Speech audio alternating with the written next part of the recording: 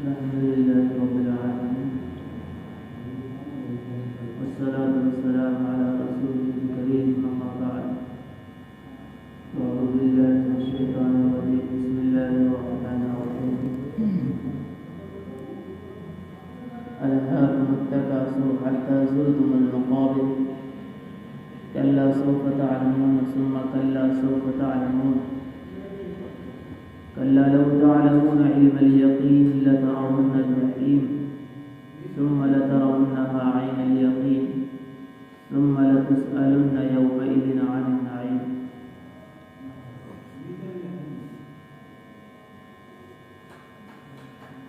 میرے بھائیوں اور بزرگوں اور آج ساتھیوں، اللہ رب العزت نے قرآن پاک کے اندر مختلف عنوانات سے اور مختلف مضامین سے بندے کی یاد دہانی کرائی ہے کہ تمہارا اصل مقصد دنیا نہیں ہے، تمہارا اصل مقصد ہے آخرت کی زندگی. دنیا کے اندر ہر کوئی بندہ جو آیا ہے وہ جانے کے لیے آیا ہے، کوئی بندہ یہاں رہنے کے لیے نہیں آیا. اور اللہ رب العزت نے 30ویں پارے میں مختلف جگہ پر اور اکثر صورتوں میں اس بات کی یاد دہانی کرائی ہے کہ آخرت ایک لامحدود زندگی ہے، آخرت ہمیشہ ہمیشہ کی زندگی ہے، باقی رہنے والی زندگی آخرت ہے. دنیا ایک سفر ہے، اس سفر کو پاس کر کے ہمیں آخرت کی زندگی کو صحیح کرنا ہے. اسی سلسلے میں اللہ رب العزت نے ارشاد فرمایا الہاکم التکاثر حتی زرتم المقابر، اور تم اصل زندگی کو بھول گئے. اور وقت ایسا آتا ہے کہ زندگی چلتی رہتی ہے حتی زرتم المقابر، یہاں تک کہ تم قبروں میں اپنا ٹھکانہ بنا لیتے ہو.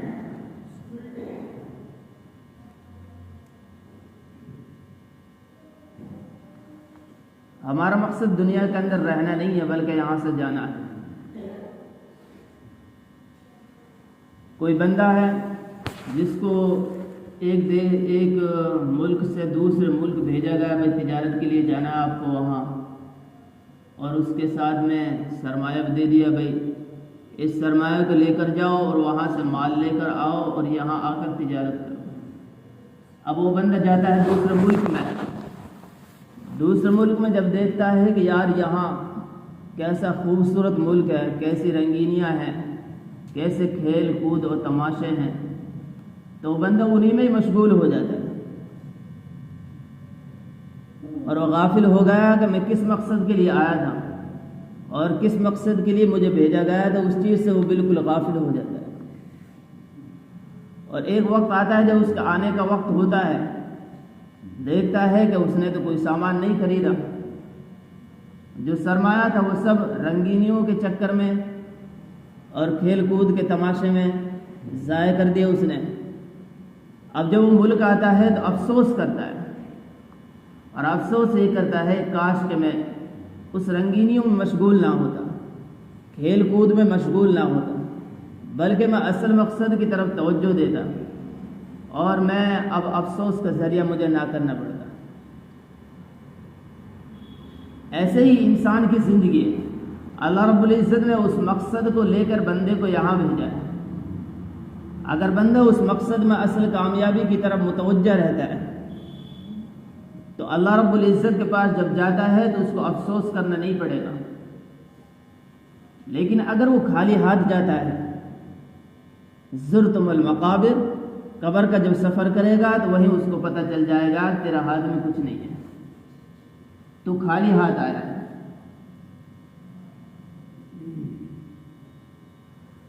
تو اصل مقصد ہمارا اس دنیا کے اندر آنے کا کیا ہے؟ وہ اللہ رب العزت ارشاد فرماتے ہیں وَمَا خَلَقْتُ الْجِنَّ وَالْإِنسَ إِلَّا لِيَعْبُدُونَ، میں نے انسان اور جنات کو صرف ایک کام کے لیے پیدا کیا ہے. انسان اور جنات کو صرف ایک کام کے لیے پیدا کیا ہے، اور وہ کام کیا ہے؟ میری بندگی کرنا. وہ کام کیا ہے؟ میری عبادت کرنا. محض صرف عبادت کے لیے اور بندگی کے لیے اللہ رب العزت نے انسان کو پیدا کیا ہے۔ تو ہم سب کے سب اللہ کے ماتحت ہیں،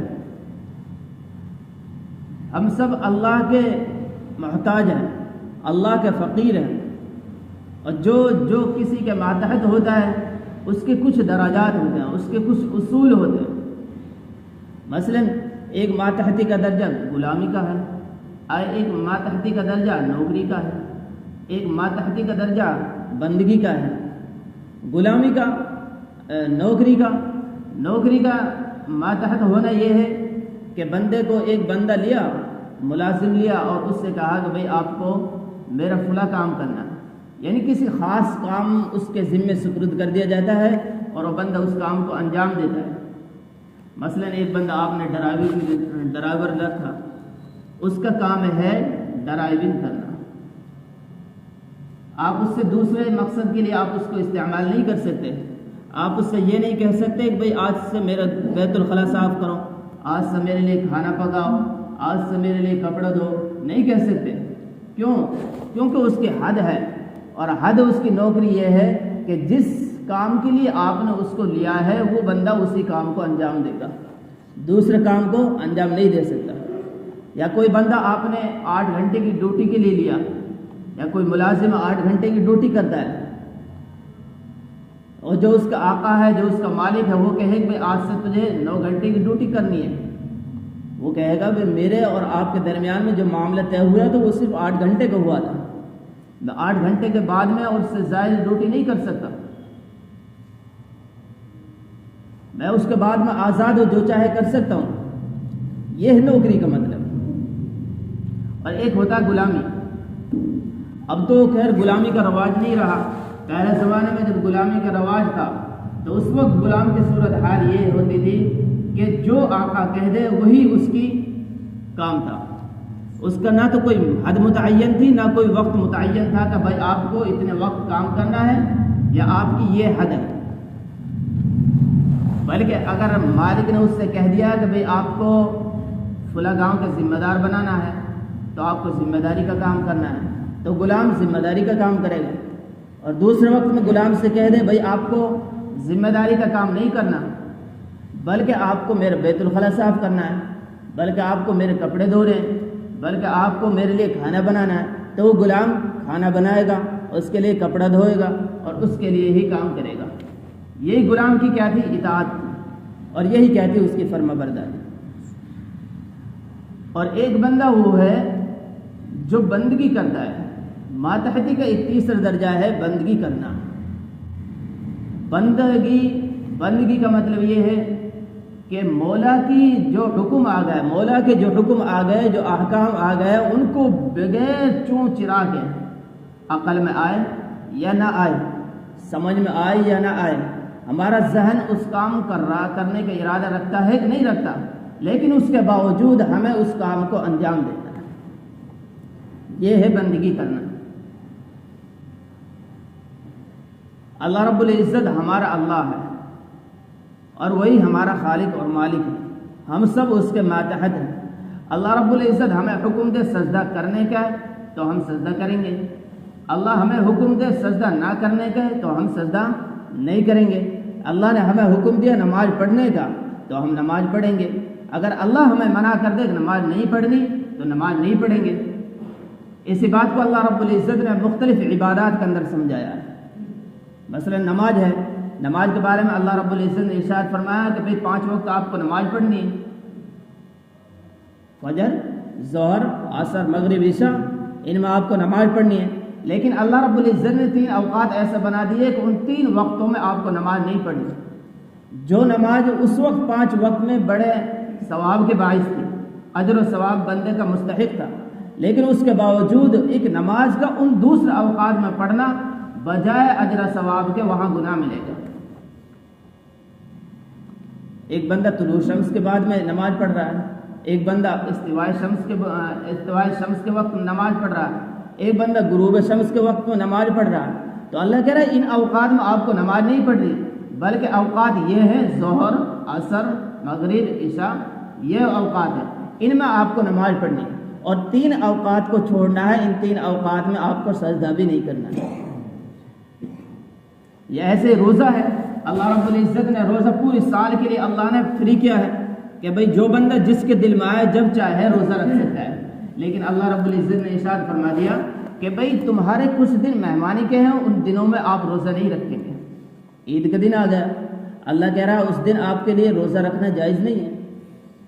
حالانکہ روزہ تو ایک ثواب کی چیز ہے، لیکن اس کے باوجود وقت آ گیا کہ اب روزہ نہیں رکھنا ہے تو اب روزہ نہیں رکھیں گے. اللہ کا حکم یہ ہے کہ روزہ نہیں رکھنا تو نہیں رکھیں گے. بقرعید کا وقت آ گیا، 3 دن اللہ نے مہمانی کے رکھے، 14 دن 3 دن اللہ نے جو مہمانی کے رکھے، اللہ نے ان میں حکم دے دیا کہ ان دنوں میں آپ کو روزہ نہیں رکھنا بلکہ افطار کرنا ہے. تو اللہ نے جس چیز کا حکم دیا ہے اس کو کریں گے، اور جس چیز کا اللہ نے حکم نہیں دیا اس کو نہیں کریں گے. اور اسی کی اطاعت کرنا اور اسی کی فرما برداری کرنا، یہی کیا ہے؟ اصل بندگی ہے. تو اللہ رب العزت نے انسان کو جو بنایا ہے وہ صرف ایک کام کے لیے بنایا ہے، ایک کام کے لیے، اور وہ کام ہے اللہ کی بندگی کرنا، وہ کام ہے اللہ کی عبادت کرنا، وہ کام ہے اللہ کی پوجا کرنا. اللہ رب العزت اسی غفلت کو دور کرنے کے لیے مختلف پیرائے سے اور مختلف عنوات سے قرآن پاک میں ارشاد فرمایا الہاکم التقویٰ، الہاکم التکاثر حتی زرتم المقابر. کہاں غافل ہو گئے؟ کیوں ایک دوسرے کے چکر میں پھنس رہے ہو؟ بھائی فلاں بندہ عیش میں رہ رہا ہے تو آپ اس کی فکر کیوں کر رہے ہیں کہ میں بھی عیش میں رہنے لگ جاؤں؟